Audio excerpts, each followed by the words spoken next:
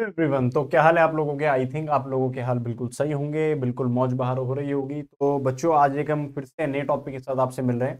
Sorry, बीच में 2 दिन का गैप आ गया, थोड़ा सा व्यस्त था जिस वजह से मैं नहीं डाल पाया। कोई बात नहीं, ये 2 दिन व्यस्त थे तो दोबारा वापस आ गए। ठीक है, तो आज हम जो पढ़ने जा रहे हैं, आज हम पढ़ने जा रहे हैं क्या, इंटेलेक्चुअल प्रॉपर्टी राइट्स, आईपीआर बोलते हैं शॉर्टकट में। ठीक है, तो पहले अपन लोगों को समझना पड़ेगा व्हाट इज इंटेलेक्चुअल प्रॉपर्टी, और फिर अपन लोग समझेंगे कि व्हाट इज इंटेलेक्चुअल राइट्स। ठीक है, हाँ या ना।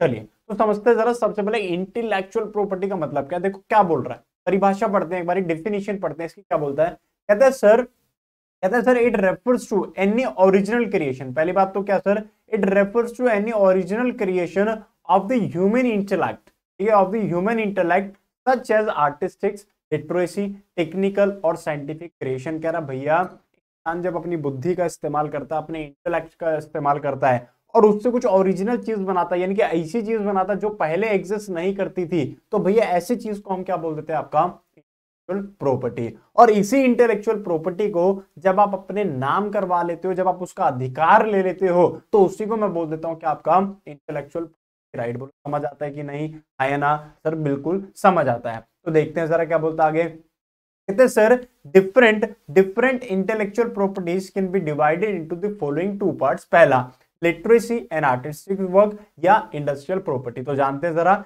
लिटरेसी और आर्टिस्टिक वर्क में क्या क्या आता है। पहला, सर आपने कोई एक बुक बनाई जो एग्जिस्ट नहीं करती थी, like for example business studies की, मैंने क्या करा, एक अपनी नई बुक बना दी। ठीक है, तो वो क्या हो गया भैया, मेरी बुक हो गई, मैं उसका क्या कर लूंगा, ट्रेडमार्क ले लूंगा। पता होगा आप लोगों को ट्रेडमार्क के बारे में, नहीं पता तो कोई बात नहीं, आगे आने वाली वीडियोस में मैं आपको ट्रेडमार्क बताने वाला हूं, मैं आपको कॉपीराइट बताने वाला हूं, मैं आपको पेटेंट्स बताने वाला हूं, मैं आपको जीआई बताने वाला हूं, आपको सॉफ्टवेयर बताने वाला हूं, बताएंगे धीरे धीरे। ठीक है, इंतजार करना पड़ेगा आने वाली 2-3 वीडियोस का।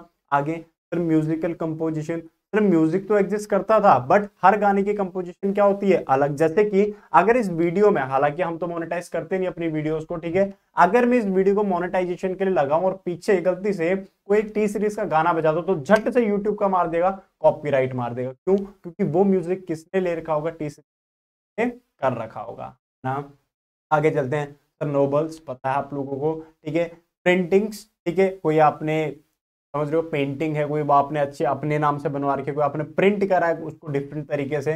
कंप्यूटर सॉफ्टवेयर पता है आप लोगों को, ठीक है, लाइक फॉर एग्जांपल मैं एक छोटा सा एग्जांपल देता हूँ, माइक्रोसॉफ्ट ऑफिस ना, फ्री में नहीं मिलता, हालांकि हाँ लोग पायरेटेड यूज करें, बट उसको प्रॉपर तरीके से यूज करने के लिए आपको क्या करना पड़ता है सर, एक सब्सक्रिप्शन लेना पड़ता है। या विंडोज, जैसे मैं आपको जिस लैपटॉप के थ्रू पढ़ा रहा हूँ, उसमें जो विंडोज चली है उसके लिए मैंने के लिए सब्सक्रिप्शन लिया है।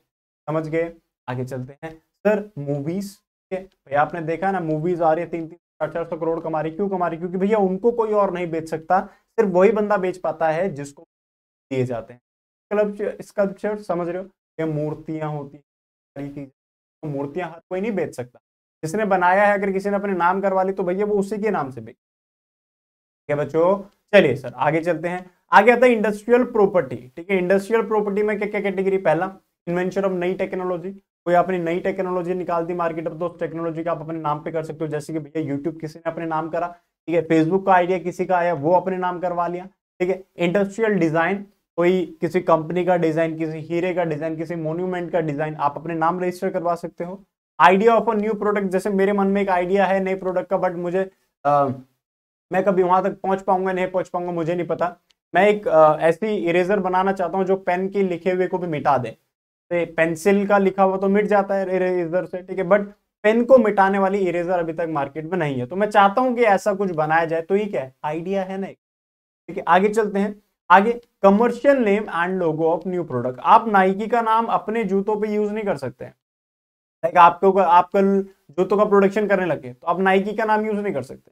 आपने कल को अपना फोन निकाला, आप एप्पल यूज नहीं कर सकते, आप नोकिया यूज नहीं कर सकते, आप नोकाई यूज कर सकते हो, नोकिया नहीं कर सकते।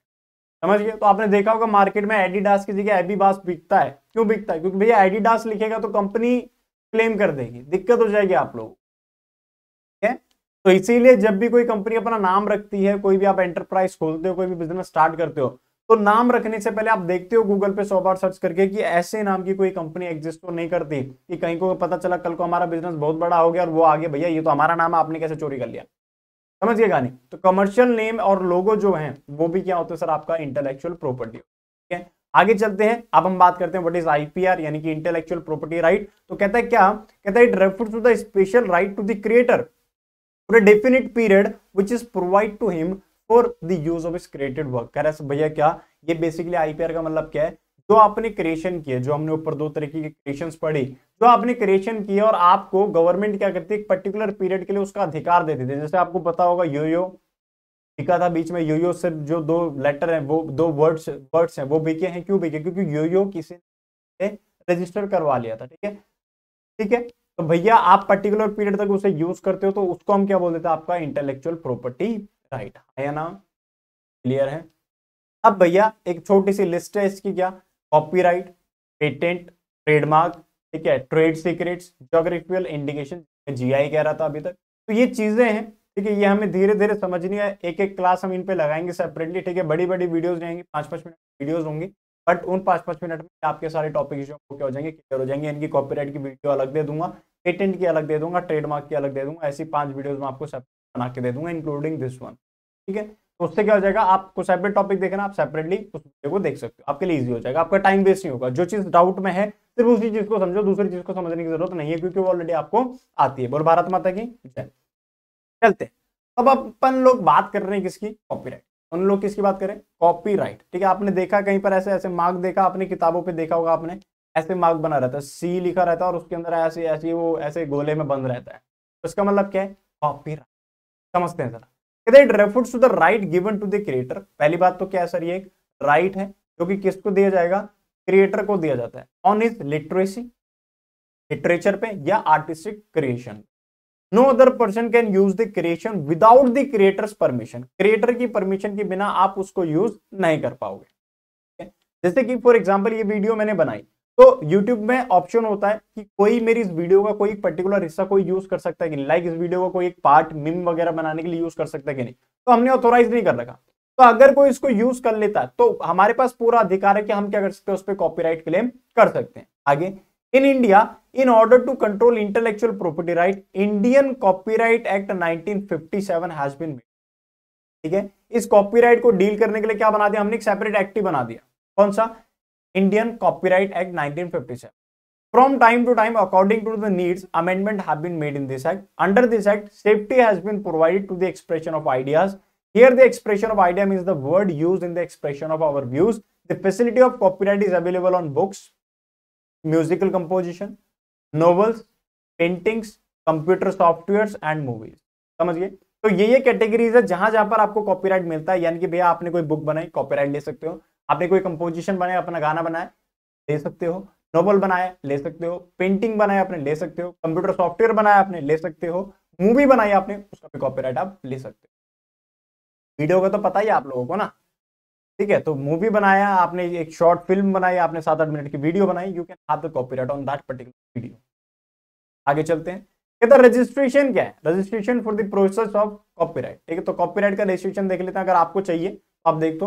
पहला, for getting copyright registration the applicant has to fill up an application form in which information about the name, address, nationality, basic information लिखी होगी, वो आपको फॉर्म फाइल करना है।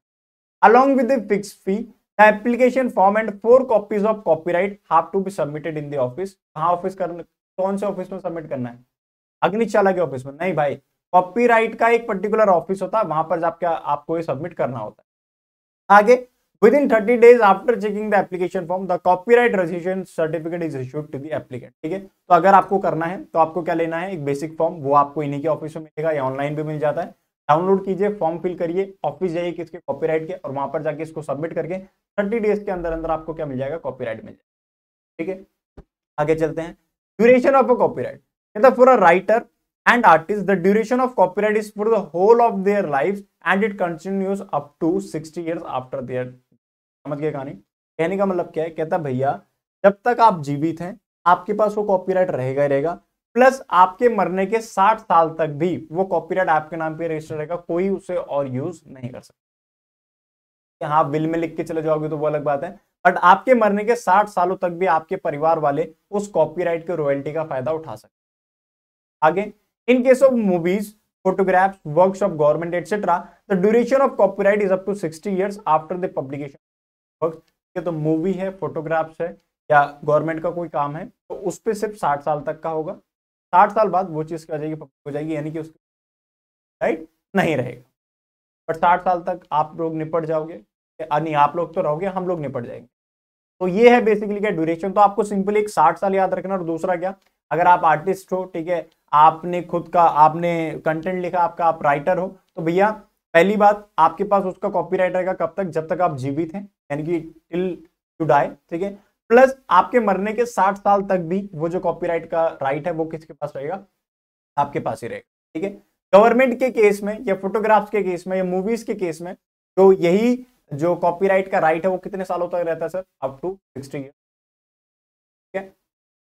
यस और नो, ठीक है, बोलिए सर, क्लियर है। तो सिंपल ये तक अपन लोगों ने क्या समझा सर, कॉपीराइट क्या होता है। कॉपीराइट क्या होता है सर, कुछ नहीं, आपने कोई लिटरेसी वर्क बनाया, मूवी बनाई, आपने बनाया, अपना नोवेल बनाया, आपने कोई पेंटिंग बनाई, आपने कोई सॉफ्टवेयर बनाया, उसको आपने अपने नाम पे रजिस्टर करवाना, तो आपको क्या लेना पड़ेगा, कॉपीराइट। कॉपीराइट की उम्र कितनी होगी, जितनी आपकी उम्र है वो प्लस 60 साल, ठीक है। गवर्नमेंट के केस में या मूवीज के केस में कितना रहेगा, टोटल 60 साल, ठीक है। कैसे कैसे अप्लाई कर सकते हो सर, फॉर्म भरना है, कॉपीराइट के ऑफिस में जाके सबमिट करना है, और वो 30 दिन के अंदर अंदर उसको चेक करके क्या करेंगे, मुझे copyright registration copyright registration certificate क्या करेंगे मेरे नाम पे, खत्म भाई, कॉपीराइट आ गया था। इतना ही है, this is copyright and IPR. IPR समझ आया, आईपीआर क्या है सर, इंटेलेक्चुअल प्रॉपर्टी, यानी कि इंसान जब अपना दिमाग यूज करते हैं, इंटेलेक्ट यूज करके कोई ओरिजिनल क्रिएशन बनाता है, उसको हम क्या बोलते हैं, इंटेलेक्चुअल प्रॉपर्टी। और उसी प्रॉपर्टी को जब आप रजिस्टर करवा लेते हो अपने नाम पे, ठीक है, तो उसको हम क्या बोलते थे, आपका इंटेलेक्चुअल प्रॉपर्टी राइट, यानी कि आईपीआर। बोलो क्लियर होता है कि नहीं, हाँ सर। तो भैया आज की वीडियो में सिर्फ इतना ही, बाकी अगली वीडियो में मिलेंगे आपसे नेक्स्ट क्लास में, तब तक के लिए टाटा बाय बाय। पढ़ते रहिए, सीखते रहिए, चैनल को सब्सक्राइब, वीडियो को लाइक करते रहिए। टाटा, सी यू, बाय बाय।